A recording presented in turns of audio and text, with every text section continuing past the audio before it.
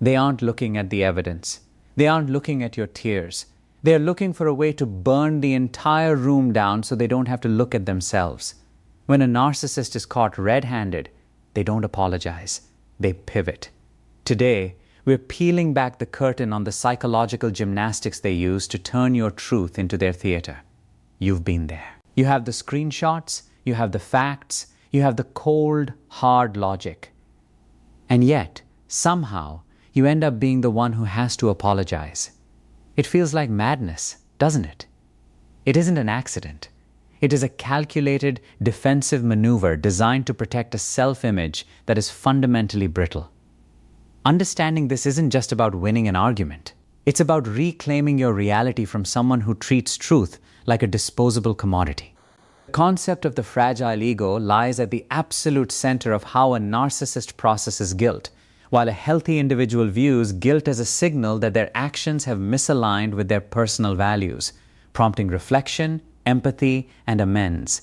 A narcissist experiences guilt as an existential threat.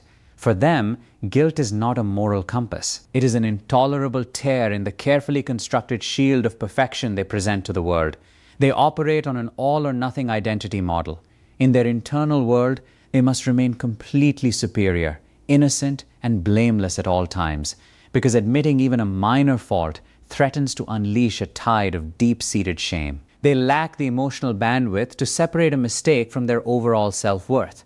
To normal people, making a mistake means, I did something bad, but to a narcissist, making a mistake translates directly to, I am fundamentally broken and defective. Because their self-esteem is entirely external and exceedingly brittle, they cannot tolerate this feeling for even a second. Consequently, when faced with an action that generates guilt, their mind converts that emotion into externalized anger, shock, or confusion. They do not sit with the guilt to evaluate their behavior. They instantly externalize it to protect their fragile sense of self. The ego acts like an overprotective defense mechanism that views any accountability as a malicious attack. When you bring a legitimate grievance to them, their brain does not hear a request for understanding or a call for repair. It registers a total attack on their identity. This fragile core is why rational conversations about hurt feelings regularly devolve into chaotic arguments, as every effort on your part to address their guilt causes them to reflexively fight for their emotional survival. Shame response is the dark, hidden engine driving the narcissist's behavior, acting as a profound vulnerability that they are terrified to acknowledge. While we often see them as arrogant or overly confident, this mask is precisely that, a facade constructed to cover a cavernous, deep-seated sense of inadequacy. Unlike healthy shame, which serves as a social signaling tool to help us navigate relationships and adhere to societal norms, the narcissist experiences toxic shame. This is a corrosive, all-encompassing feeling that suggests they are inherently flawed or worthless. Because this feeling is so unbearable, their primary psychological objective is to never actually feel it. Any situation that points toward their failure, whether it is being called out for a lie, confronted about a broken promise, or even a minor social critique, threatens to penetrate their protective armor and expose the void of self-worth underneath. The moment they sense they are being judged, they undergo a rapid, often unconscious process of dissociation. They essentially split themselves off from the reality of their mistake to protect that fragile inner core. They cannot afford to introspect, because if they truly sat with the weight of their actions, the shame would be overwhelming. To avoid this psychological collapse, they project that shame onto you. By making you feel small, confused, or guilty, they successfully offload the intense discomfort they are experiencing. You become the container for the very thing they refuse to process themselves. They will go to extreme lengths to ensure that the bad feelings stay outside of them, effectively performing a constant mental cleanup where any evidence of their own insufficiency is blamed on external factors. They are not acting out of malice in the traditional sense. They are acting out of an extreme, reflexive survival instinct. If they were to look inward, they fear they would find nothing but an empty, inadequate self. Therefore, every action they take when guilty, every lie, every redirection, and every outburst is an elaborate attempt to keep the mirror from being turned inward. They live in a permanent state of flight from their own shadow, and anyone who forces them to confront it, even by accident, will be met with a wall of intense, irrational hostility designed to preserve the sanctity of their self-delusion. The acronym DARVO stands for Deny, Attack, and Reverse Victim and Offender, and it represents one of the most sophisticated and damaging defensive maneuvers in the narcissistic repertoire. When a narcissist is confronted with evidence of their wrongdoing, they rarely engage with the facts because the facts are dangerous to their self-image. Instead, they immediately initiate a sequence of operations designed to neutralize the threat you pose to their ego. The process begins with absolute denial.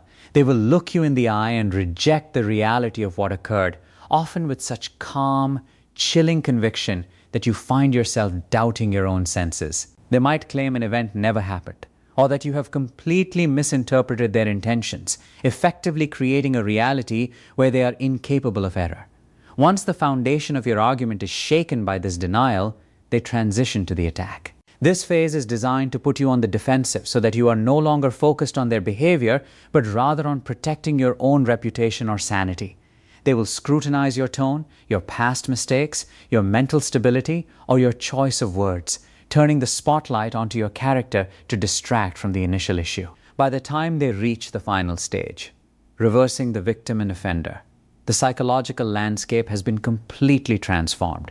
They position themselves as the injured party, claiming that your harshness, unreasonable expectations, or hostility is what actually caused the conflict. They essentially rewrite the narrative so that they are the victim of your accusations and you are the perpetrator of their pain.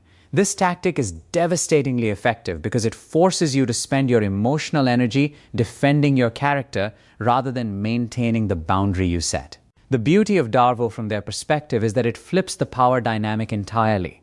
By the end of a confrontation, you often find yourself apologizing for things you didn't do or comforting them for the hurt you supposedly caused. They manage to escape the responsibility of their actions while simultaneously punishing you for having the audacity to call them out. It is a closed loop of manipulation that ensures they remain blameless while you are left feeling confused, isolated, and increasingly insecure about your own ability to perceive the truth. Projection is the psychological mechanism of externalization taken to its most extreme and destructive level. Because a narcissist cannot internally process their own negative traits, moral failures, or unacceptable impulses, they adopt a defensive strategy of offloading these characteristics onto others. It acts as a shield. By pointing a finger at your flaws, they effectively cleanse their own conscience and rid themselves of the heavy, uncomfortable weight of their own behavior. This is not necessarily a conscious, premeditated plan, but rather an automatic, deep-seated survival reaction to their own unbearable internal inconsistency.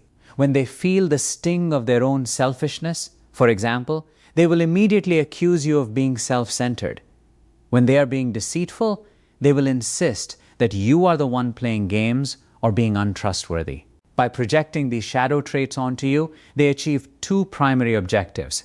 They deflect the scrutiny away from their own conduct, and they successfully re-establish their superiority by acting as the judge of your character. This tactic keeps you in a perpetual state of reaction, forcing you to constantly defend yourself against accusations that are actually mirrors of their own hidden reality.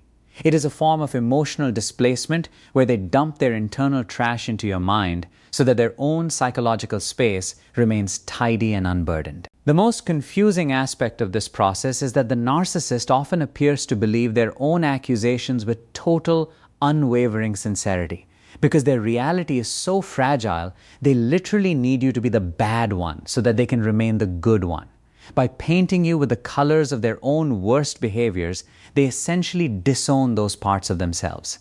You become the scapegoat for their own rejected traits, and they treat you with the contempt they actually feel toward their own hidden nature. As you struggle to correct their false perceptions, you are unknowingly playing right into their hands, giving them more material to work with, and further solidifying the narrative that you are the one with the problem. This dynamic creates a topsy-turvy world where you are held accountable for their shortcomings, allowing them to bypass the necessity of self-growth apology, or genuine change, ultimately leaving them trapped in a cycle where they never have to confront the person in the mirror.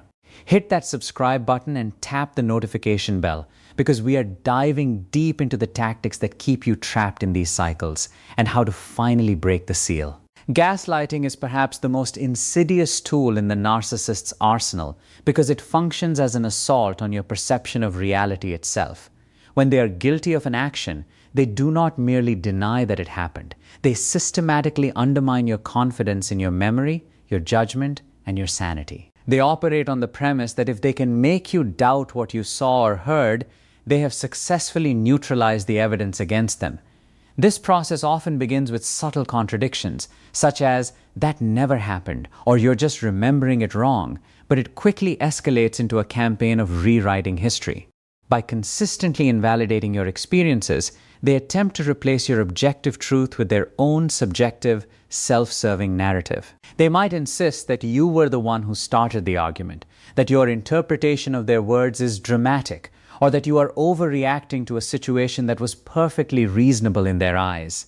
The goal is to move the goalposts so frequently that you become exhausted and eventually stop trusting your own intuition. Once you stop relying on your own perception, you become entirely dependent on them to define reality for you, which is exactly the power dynamic they crave. They will often employ a calm, steady demeanor while you become increasingly frustrated or emotional, which they then use as proof that you are unstable or unreliable. This is a classic trap. They drive you to a point of confusion and then point to your emotional response as evidence that you are the one with the problem.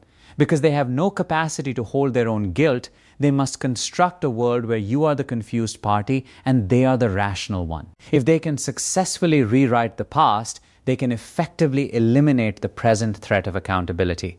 You may find yourself walking on eggshells, meticulously documenting events, or constantly checking your own memory, but even then, they will find a way to dismiss your evidence as biased or incorrect. The tragedy of gaslighting is that it leaves you feeling isolated, trapped in a version of events that makes no sense, and constantly questioning your own mental stability.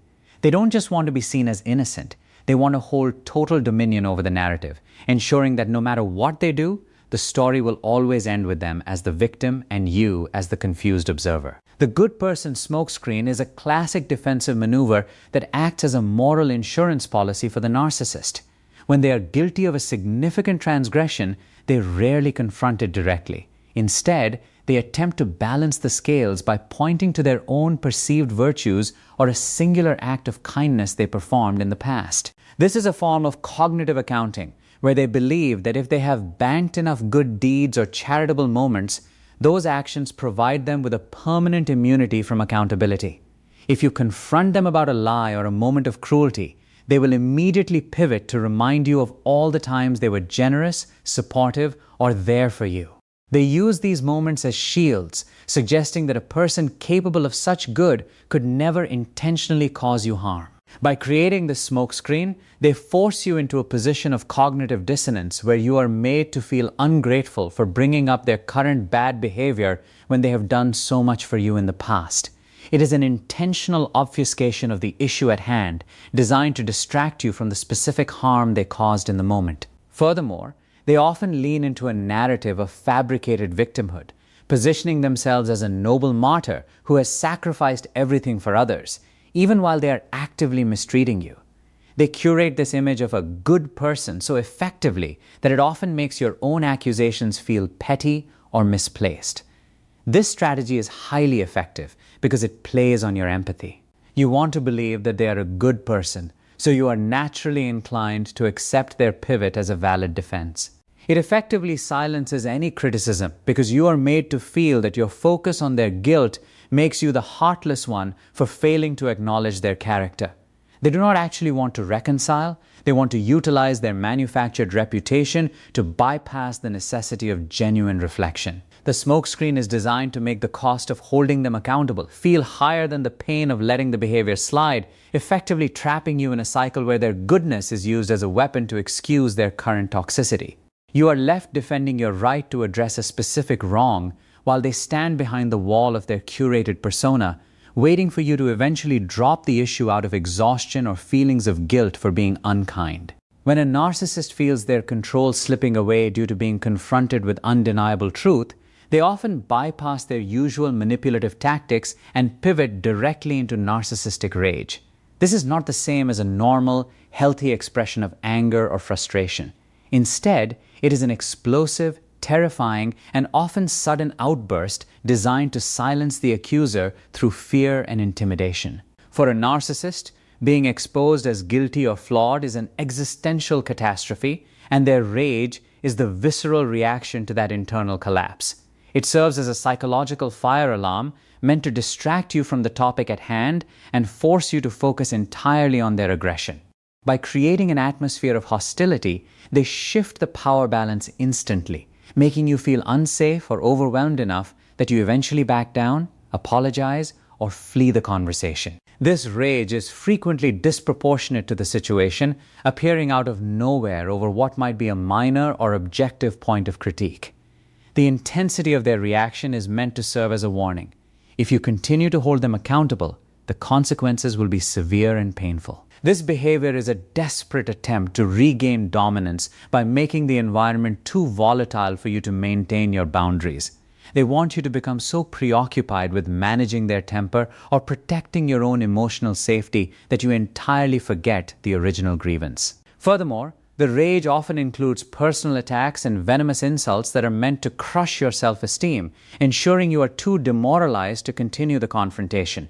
They are not interested in resolving the conflict. They are interested in winning, and if they cannot win through charm or gaslighting, they will use fear as a blunt force instrument. It is important to realize that this reaction is not a sign that you have done something wrong, but rather a testament to their own inability to handle the truth. They view any boundary or accountability as a direct assault, and the rage is their shield. By turning the room into a battlefield, they effectively paralyze your ability to think clearly, leaving you feeling shaken and defeated, while they walk away feeling that they have successfully defended their fragile ego against your perceived attacks. Ultimately, this explosive behavior is the final, most desperate line of defense for a person who cannot afford to acknowledge their own imperfections. The absence of genuine remediation is perhaps the most painful aspect of dealing with a narcissist, as it highlights the fundamental deficit in their emotional architecture. Remediation, in a healthy context, is the process of repairing a rupture in a relationship. It requires two key ingredients that are consistently missing in the narcissistic profile: genuine empathy and the capacity for self-reflection. Because a narcissist cannot genuinely hold space for the pain they have caused, they are incapable of offering a sincere, lasting change. When they do offer an apology, if they ever do, it is usually a transactional, performance-based maneuver designed to end your complaints, appease you for the moment, or regain their status in your eyes. This is not an expression of remorse, but rather a tactical retreat. You might hear words like, "I'm sorry you feel that way," or "I'm sorry if I upset you." But notice that these phrases place the responsibility entirely on your reaction rather than on their behavior. A true apology requires taking full ownership, acknowledging the impact on the other person, and committing to change the behavior moving forward. The narcissist refuses to do this because admitting fault would shatter their narrative of perfection. If they were to acknowledge that they had genuinely hurt you, they would have to face the shame they have spent their entire life avoiding. Therefore, they remain stuck in a loop of repetitive behavior. They may promise the world, swear they have learned their lesson, or even undergo a temporary period of good behavior to keep you from leaving. But the core issue remains unaddressed. Because they never truly process the weight of their own actions, there is no psychological foundation for change.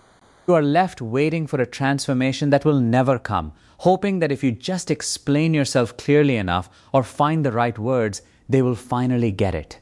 But they are not failing to understand you. They are choosing to protect their reality at the expense of yours. This lack of remediation means the cycle is destined to repeat indefinitely. You are essentially trapped with someone who treats the relationship as a tool for their own gratification rather than as a partnership built on mutual respect and growth.